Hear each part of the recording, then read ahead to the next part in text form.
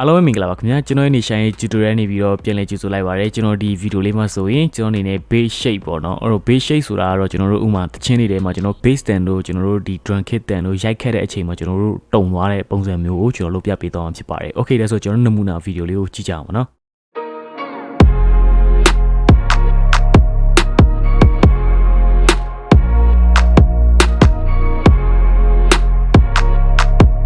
ခုတွေ့မြင်သွားတဲ့အတိုင်းပေါ့နော်ဒီပုံစံမျိုးကိုကျွန်တော်အနေနဲ့လုပ်ပြမှာဖြစ်ပါတယ်။ Okay ကျွန်တော်စလိုက်အောင်နော်။ပထမဆုံးအနေနဲ့ကျွန်တော်အနေနဲ့ဒီလုပ်ချင်တဲ့ဗီဒီယိုတွေဖြစ်ကျွန်တော်ထည့်ထားလိုက်ပါနော်။ကျွန်တော်အနေနဲ့တချင်းဖွင့်မယ်။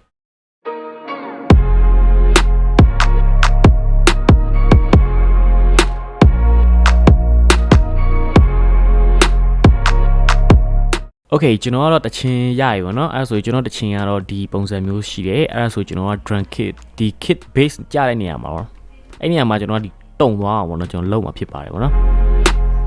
အဲမျိုး drum kit ဖြစ်တဲ့နေ့ချိန်မှာကျွန်တော်ဒီတုံသွားတဲ့ပုံစံမျိုးလုံးမှာပေါ့နော်အဲဆိုရင်ကျွန်တော်တို့က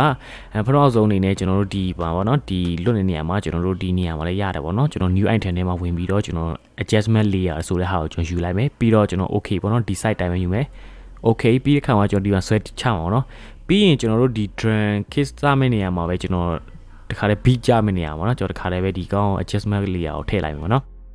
ပြီးရင်အဆုံးထိကျွန်တော်တို့ထားလဲရတယ်ပေါ့နော်ဘာမှမဖြစ်ဘူးပြီးတဲ့ခါမှာကျွန်တော်ဘာလုပ်မလဲဆိုတော့ effect တွေကိုသွားမယ် effect တွေသွားပြီးတော့ကျွန်တော်ဒီနေရာမှာကျွန်တော်ဘာ effect ကိုထည့်မှာလဲဆိုတော့ကျွန်တော် direct bra ပေါ့နော်အဲ့ဒါ direct bra ကိုကျွန်တော်ထည့်လိုက်ပြီးဒီပုံမှာတော့ adjustment layer ထည့်ပြီးတာနဲ့ကျွန်တော် effect control တွေကိုလာမယ်ပြီးတဲ့ခါမှာကျွန်တော်ဒီထဲမှာ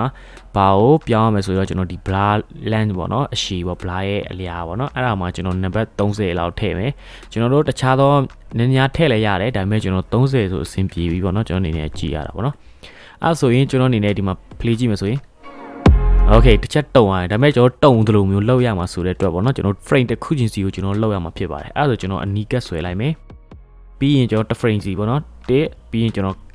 ခတ်လိုက်ပါတော့ဒီနေရာကိုကျွန်တော်ဒီနေရာမှာယူပြီးတော့ကျွန်တော်ခတ်လိုက်မယ်နောက်တစ် frame ထပ်သွားတယ်ခတ်တယ်နောက်တစ် frame ထပ်သွားတယ်ခတ်တယ်နောက်တစ် frame ထပ်သွားခတ်တယ်ဘာဖြစ်လဲ drum beat ကဒီထိရောက်တယ်ဆိုတော့ကျွန်တော်ဒီထိရောက်အောင်ခတ်လိုက်မယ်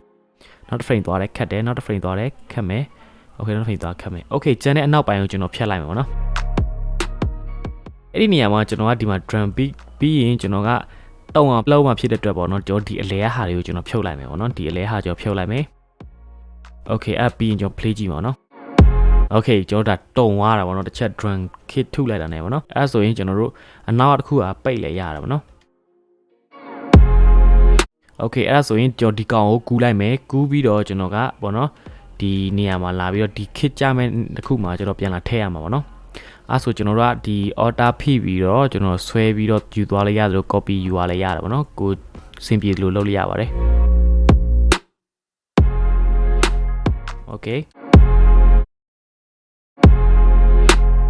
drum kit ရှိတဲ့အရာမှန်တယ်များကျွန်တော်လုပ်အောင်ပေါ့နော်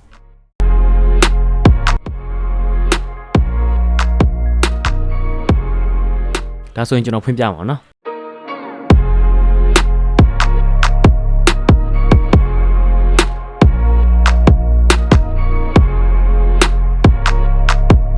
ဒါဆိုရင်မနော်အားလုံးပဲ like လုပ်လို့ရမယ်လို့ကျွန်တော်အနေနဲ့မျှော်လင့်ပါတယ်ပေါ့နော် okay ကျွန်တော်ရဲ့ video လေးကိုကြိုက်နေတဲ့ဆိုရင်ကျွန်တော်ရဲ့ channel လေးကိုလည်း subscribe လုပ်ထားပြီးတော့ခေါင်းလောင်းလေးကိုနှိပ်ထားခြင်းအဖြစ်ပေါ့နော်နောက်ထပ် video သစ်တွေကိုအချိန်တည်းတပြေးညီလေ့လာနိုင်မှာဖြစ်ပါတယ်ပေါ့နော်အားလုံးပဲကျေးဇူးတင်ပါတယ်